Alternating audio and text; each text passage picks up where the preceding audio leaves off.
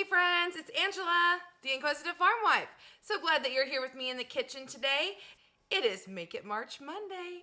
Lisa over at Sutton's Days is the host of this fantastic collaboration. If you have not already been following along, make sure you are doing that.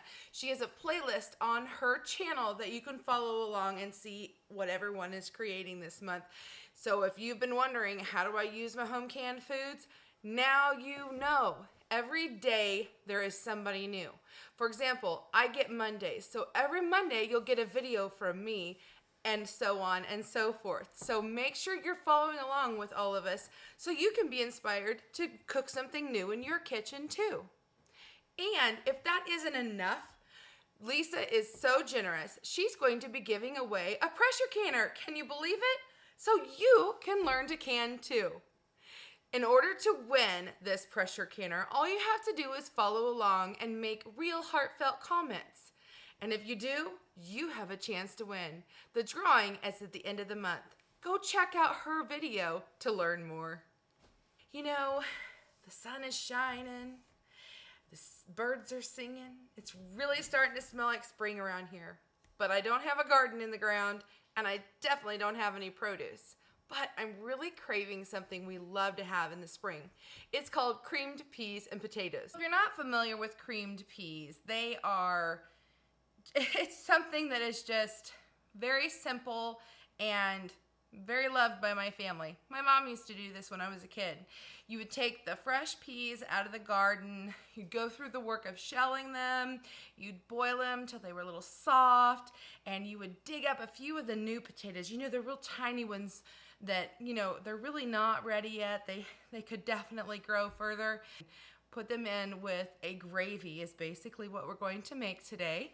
And you serve it as a side, but we always loved it so much, we would make it a meal. So I went to the pantry and I've got myself some ingredients, and let's get started. First thing I want to do is go ahead and I've got some canned potatoes that I canned actually a couple of years ago. So they really need to be, I need to be working on getting through them. And we'll go ahead and, whoop, did you hear that seal? We'll go ahead and open those up, and I'm going to just dump out all of the liquid.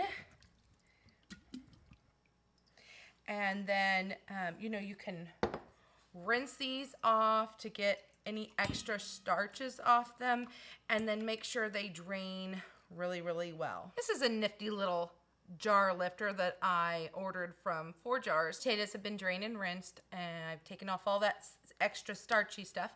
Put them in a bowl and we'll set them aside, and we're gonna work on our peas. I recently canned these peas, and I had a jar that did not seal a couple days ago, so we're going to, honestly, I don't know that there's really anything to drain and rinse off of this.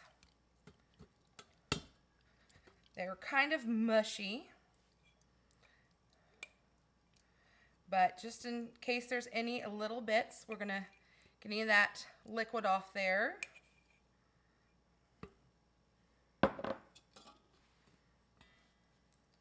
And then we're gonna put our peas in a bowl also and set it aside while we make our gravy. Now we're over at the stovetop, and what we've got here is about a half a stick of butter, because we're gonna make a pretty good sized pan of the creamed peas. You can definitely get by with just 2 tablespoons, but this is our fat. If we were making this a meal, you could definitely take less amount and use, say, chipped beef to use as a fat to make your gravy or your roux, because that's what we're going to do today. So I just kind of need to get this butter melted. It's very helpful to have a whisk at this point, and if you have one like this that is flat to the pan, it is even more helpful. I also many times will use a whisk like this, just something flat so that you can get on the bottom of the pan much easier. Personal preference. So we don't need to completely cook the butter. We just need to get it mostly melted. So now we're gonna, with our eyes, kind of add in amount of flour. I have a half a cup here. We may only need a quarter of a cup. This is 1/4 cup, and that's probably gonna be right. Perfect. So the way my mama always taught me is you would take your flour and basically once it starts to ball up like this, then you've done it right. You've got the right amount in there. So I want to cook this for just a moment because you need to cook the flour. Flour has a very bland and, oh, it's just almost bitter. Have you ever tried eating raw flour? It's not a pleasant thing. So we want to cook this up just a little bit. Cook all that right on out of there. It just takes a minute or two.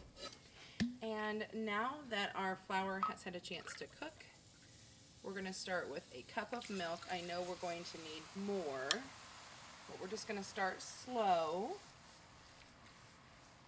because we want to get all these chunks out of this flour. You can use a pot to do this in, but I find that a flat pan just really works so well. Look how quickly that thickened up. Now we're ready for, oops, a 2nd cup of milk.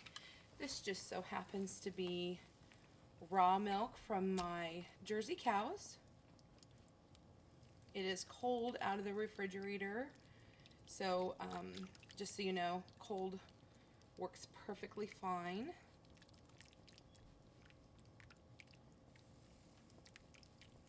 And again, we're gonna go ahead and try to get out all those lumps. That's why I like using a whisk. And you want to constantly stir at this point. I have it on a medium heat, but this particular burner kind of runs hot. I still see a few more lumps, but I think it's time to add a 3rd cup of milk here.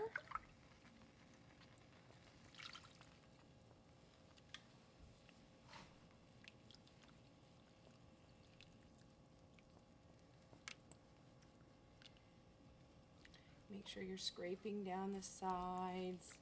I'm gonna keep working until I have all these lumps out.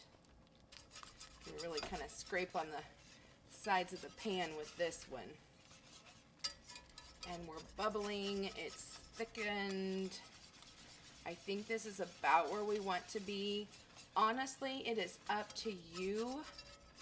You could put another cup of milk in here if you wanted, if you don't want it super thick, because it will thicken even more as it sets. But to me, right now, this looks really good. But we're not going to eat it quite yet, so I think I'll go ahead and put in a 4th cup of milk.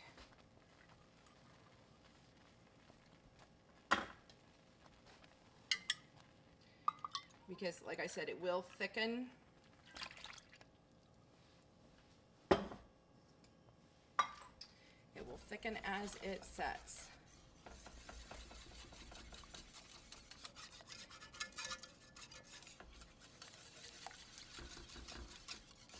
You've had a chance to warm up. It's like making biscuits and gravy. So now that we've added the last of the milk, I want to season this up just a bit. Flour's super bland, so make sure you add plenty of salt. These things I'm not going to give you measurements on because it's going to be according to taste. This is according to what your family likes. My husband loves pepper, especially with peas, so I have to kind of do the happy medium because I don't like pepper very well. We also like onion.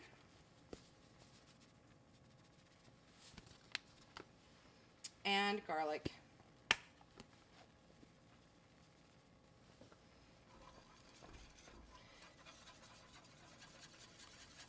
Go ahead and mix that in really well.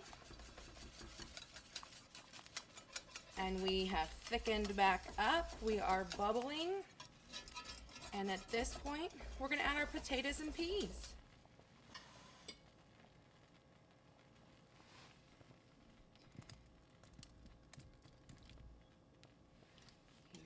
goes our potatoes. And our potatoes and peas were, they were salted when I canned with them. And so they are perfectly fine to not have to add any extra seasonings. I'm going to stir in our peas. Now, if you like less gravy mixed in and more peas or more potatoes, absolutely feel free to grab another jar of peas. And I think I might do that. I asked the farmer. He was really feeling the peas today. So I grabbed 2 more pints. We're going to add those in.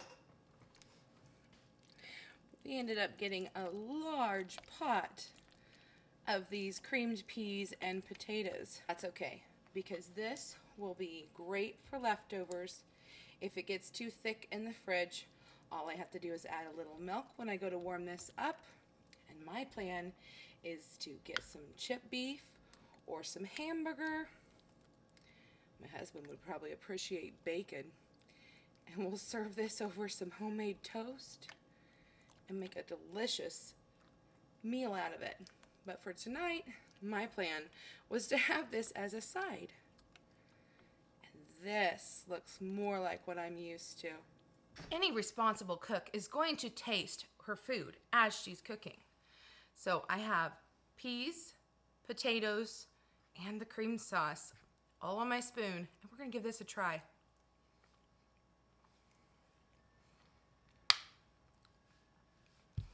This is really, really good.